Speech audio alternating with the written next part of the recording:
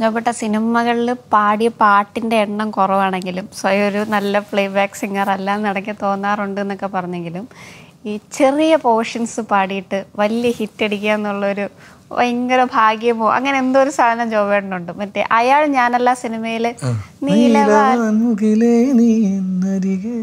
അതൊരു ഗംഭീര ഹൂക്ക് പോർഷനാ. അതുപോലെ ഇന്നലകളെ തിരികെ വരുമോ. അപ്പൊ ഇങ്ങനത്തെ ഹൂക്ക് പോർഷൻസ് ചേട്ടന് കിട്ടുന്നുണ്ട്. മാണിക്യച്ചിറകളിൽ വരുന്നുണ്ട്, ഓ മാരിയ, മറ്റേ ഗോളിലെ പാട്ട്, ഇതെല്ലാം വരുന്നുണ്ടല്ലോ. അപ്പം ജോബിന്റെ പാട്ട് എന്ന് പറയുമ്പോൾ നമുക്ക് പെട്ടെന്ന് മനസ്സിലാവും. അപ്പോൾ ഈ ഒരു യുണീക്നെസ് കീപ്പ് ചെയ്യാൻ വേണ്ടിയിട്ട് ചേട്ടൻ അങ്ങനെ ഒരു കോൺഷ്യസ് ഡിസിഷൻ എടുത്ത് തന്നെ പോകുന്നതാണോ? അങ്ങനെയല്ല, ഞാൻ പറഞ്ഞ കണക്ക് ഇത് നമുക്ക് ഉൾക്കൊള്ളാൻ പറ്റുക എന്നുള്ളത് ഇമ്പോർട്ടൻ്റ് ആയിട്ട് അതൊരു മാനദണ്ഡം സ്ട്രോങ് ആയിട്ട് വയ്ക്കാറുണ്ട്. അപ്പോൾ അതുകൊണ്ട് തന്നെ ചെയ്യുന്നതിനൊരു ഒരു ഒരു സത്യസന്ധത എവിടെയെങ്കിലുമൊക്കെ പ്രേക്ഷകർ ഫീൽ ചെയ്യുന്നതുകൊണ്ടായിരിക്കാം. മറ്റേ പറ്റാത്തൊരു പാട്ട് പാടിയിട്ടും കാര്യമില്ലല്ലോ. അപ്പം എനിക്ക് ഭയങ്കര എൻ്റെ കഴിവുകൾക്ക് അപ്പുറത്തുള്ളൊരു സാധനം നമുക്ക് അറിയില്ല. ഇതൊന്നും പ്ലാൻഡ് അല്ല. ശരിക്കും പറഞ്ഞാൽ എനിക്ക് തോന്നുന്നു ഒരു കലാകാരൻ്റെയും കാര്യത്തിൽ അത് ഒരു പരിധിവരെ പ്ലാൻഡ് അല്ല. അത് ഇറ്റ് വിൽ ഹാപ്പൻ. ചിലത് ഭയങ്കര പ്ലാനൊക്കെ ചെയ്ത് കഴിഞ്ഞ സാധനങ്ങൾ, സംഭവങ്ങൾ ചിലപ്പോൾ ആരും കേൾക്കാതെയും പോകുന്ന സംഭവങ്ങളും ഇല്ലേ. ഇതൊക്കെ ഒരു എവിടെന്നോ ഒരു ബ്ലെസ്സിങ്ങിൻ്റെ ഒരു ഭാഗമാണത്. നമുക്ക് കിട്ടുന്ന ഒരു എപ്പോഴും കിട്ടിക്കൊള്ളൊന്നുമില്ല. ഇതുവരെ എന്തായാലും ഞാൻ രക്ഷപ്പെട്ടിട്ടുണ്ട്.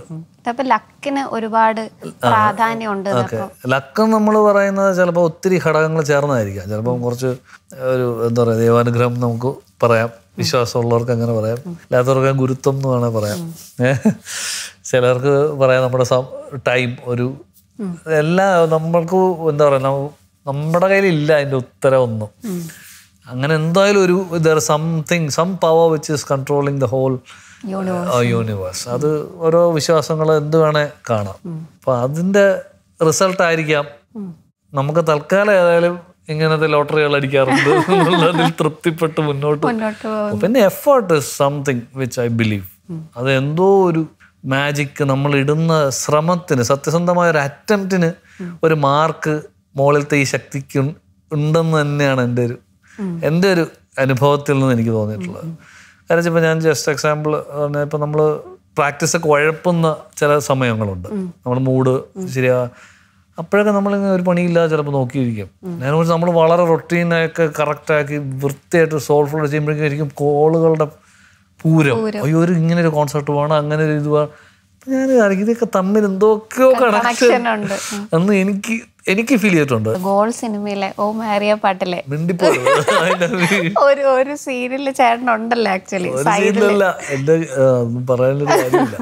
എന്തുകൊണ്ടല്ലേ കൂടുതൽ ട്രൈക്കോ അങ്ങനെ എന്തെങ്കിലും പോവാത്ത എന്തുകൊണ്ടാ? അയ്യോ അന്ന് അതോടുകൂടി ഞാൻ മനസ്സിലാക്കിയതാണ് ഇത്. ഞാൻ ഈ വിഷ്വൽസിൽ വരുന്ന പരിപാടി ഞാൻ നിർത്തും എന്നുവെച്ചാൽ വേറൊരു കൊറിയോഗ്രാഫ്ഡ് ആയിട്ടോ. അപ്പോൾ എൻ്റെ മ്യൂസിക് വീഡിയോസിൽ നമ്മൾ വരുന്നത് അത് പിന്നെ പാടുന്നതായിട്ടോ ഒക്കെ ആണല്ലോ.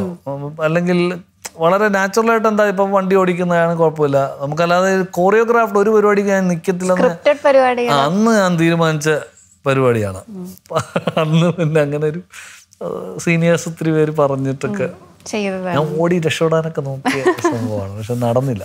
പിന്നെ ഓർക്കും ഞാനത് അതിൻ്റെ ഒരു ഭാഗമായിട്ട് അതിനെ വളരെ നല്ല രീതിയിൽ തന്നെയാണ് അതിനെ എടുത്തിട്ടുള്ളത്. എന്താ ചെയ്യരുതെന്ന് നമ്മൾ പഠിച്ചില്ലേ.